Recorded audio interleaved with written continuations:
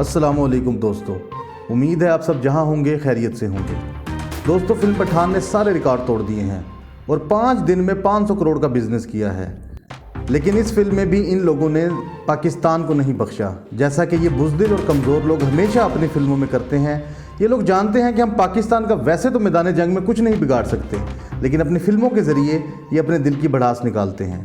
بات صرف یہیں تک نہیں ہے، ان کافروں کے اس اقدام سے پاکستان کا امیج پوری دنیا میں بری طرح متاثر ہوتا ہے، جس کی وجہ سے باقی دنیا پاکستان کو دہشت گرد سمجھتی ہے، اور رہی صحیح کسر ہمارے سیاستدان اور جرنیل اپنی ہوس اور خواہشات کی وجہ سے پوری کر دیتے ہیں، لیکن اینڈ پہ ذلیل صرف پاکستانی عوام ہوتے ہیں۔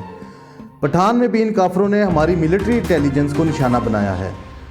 وہ الگ بات ہے کہ ہماری ملٹری انٹیلیجنس کاغذوں میں نمبر 1 ایجنسی ہے، تو کیا اب یہ نمبر 1 ایجنسی اس بے عزتی کا منہ توڑ جواب دے گی یا اپنا نیا ترانہ بنا کے عوام کا منہ توڑے گی؟ فیصلہ آپ کا۔ کمنٹ میں ہمیں اپنی قیمتی رائے سے آگاہ کریں۔ اللہ حافظ۔